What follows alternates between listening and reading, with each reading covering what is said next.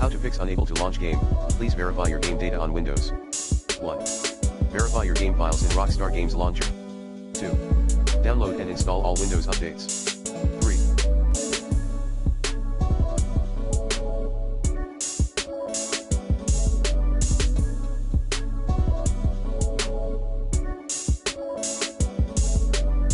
Update your drivers using the recommended Avast driver updater in this video guide. 4. Disable background applications via WPM. 5. Run the launcher as administrator. 6. Delete the social club.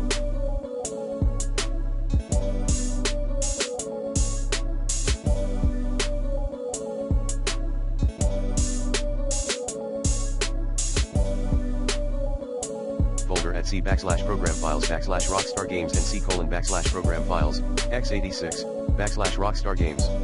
Delete Rockstar Games folder.